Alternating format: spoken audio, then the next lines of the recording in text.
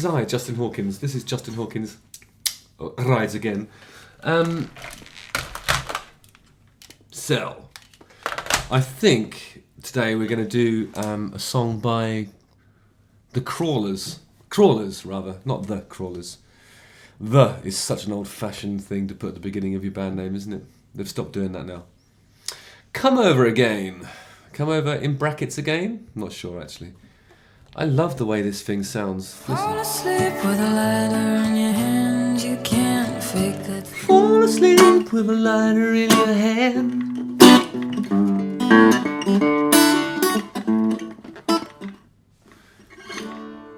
Sleight of hand and twist of fate, and a bed of names, she makes me wake. Fall asleep with a lighter in your hand. Okay, so it's the same chord sequence as With or Without You by the U2 music band from Ireland. Sleight of hand and twist of fate, on a bed of nails, she makes me wake. Where are the Crawlers from? The Crawlers are from Liverpool, that means they're brilliant. Okay, it's nearly the same as being Irish, actually. Fall asleep with a lighter in your hand. What? Smoke so much, can't even stand. Ah. So it's leading up to the Come Over Again is the antagonist, right? It's the antagonist addressing the narrator. The chorus has got a cool chord sequence in it. I mean, obviously this is a generic chord sequence. It's With or Without You, and then probably a few other things as well. So suddenly the chorus goes, Pixies again.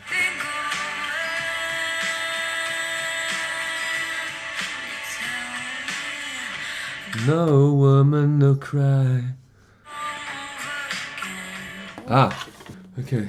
No woman, no cry. It's not there. Okay, I think the first time it's F sharp minor, so it's like come over again. What does she do melody wise?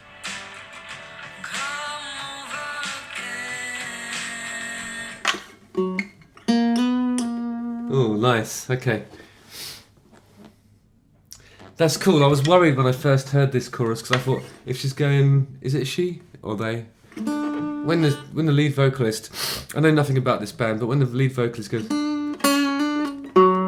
I thought that note there might have been a little bit of a cop out because then it sort of saves them from having to think about whether it's major or minor there.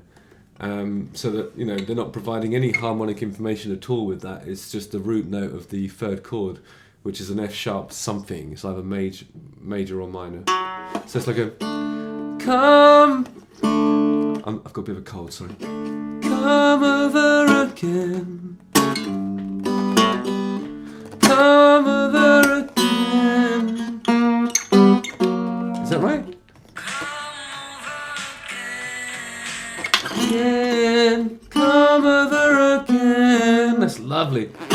Come over again. Come over again. Oh, it's great, isn't it? This band is super ambitious, regardless of what they're telling you, because I think they're using, you know, if you're a band that's influenced by Muse, and what are the other things they said on there, Queens of the Stone Age. Nirvana. I mean, come on. This is an ambitious band. Like you don't shy away from the big moves, chord sequence wise. You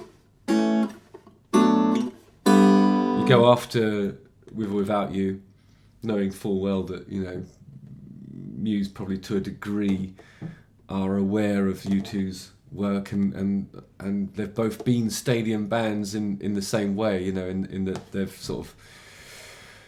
They know how to play the kind of rock where three men can make enough sound to fill a stadium. And part of that is the big sweeping chord sequences.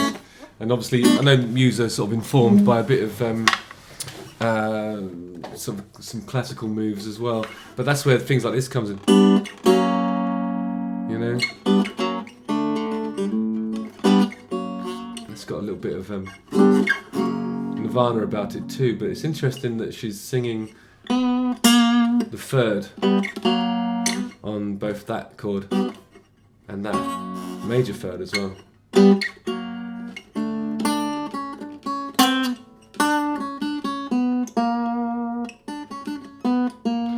Sort of suggests a bit of dissonance when you don't hear the accompaniment, and then when you hear the accompaniment, it gives it that Pixies Nirvana-ish thing for the edge.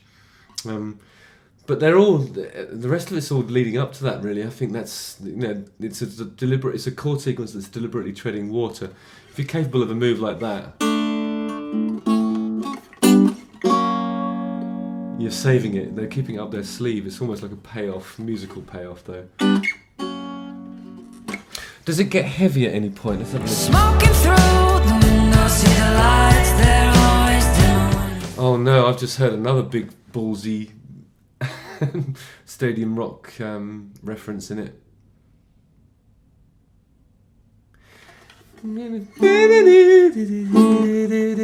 It's a little bit like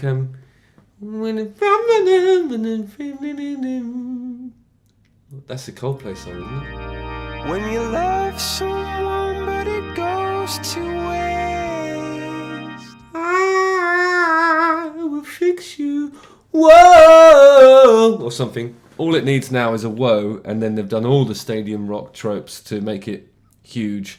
And if they're putting those things in with these little clever Nirvana bits, you're looking at a band that wants to be big. The other thing I'm noticing is like, you know, if you have an indie band that's playing this kind of,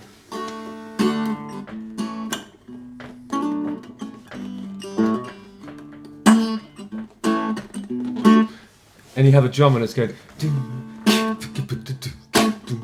like they used to in the 90s, you know, like a skip. I mean, it just sounds a bit twee, and it does its job, you know, it's probably okay for the song and everything, but what they've got is a drummer that's going all the way through it. Listen.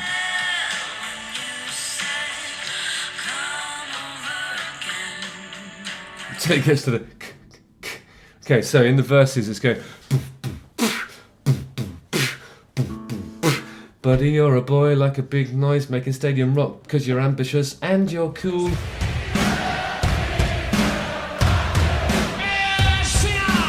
So it's got, oh god, every move they're making is just like, we're gonna be big. It's just, this is, you can, it's dripping in both reverb and ambition. It's got that, the reduced side stick on the snare drum. It's a rock drummer, he knows what he's doing. There's a little bit of chugging in there as well, like the electric parts are kind of like, almost kind of, well, you're hearing a bit of like what Matt Bellamy does on some of his rhythm channels, rhythm tracks rather, on the Muse records. And then a woo. It's not a woo. It's not a whoa. It's a ooh.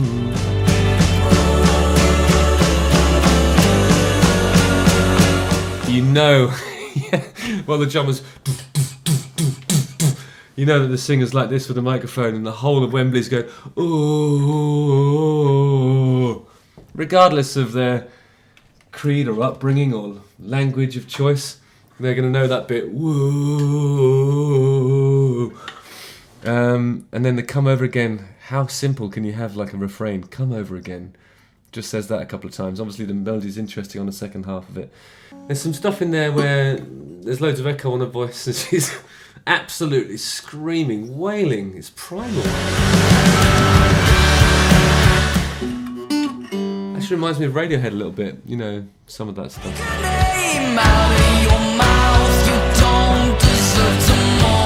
Yeah, that bit that's gone viral then, it's sort of, it's like the reduction of the song into something like a, after you've had like a couple of verse chorus rotations, it goes, and it's really sort of sung angry. The rest of it's all building up to that, isn't it? Black, black, black, black, black, black, black, black, black, black, black, black, black, black, black, black.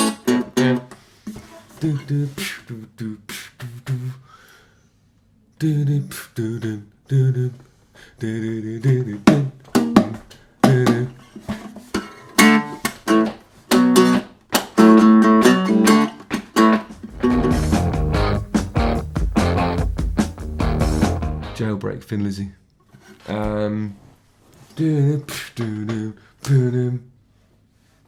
There's an Ozzy Osbourne song that does that too.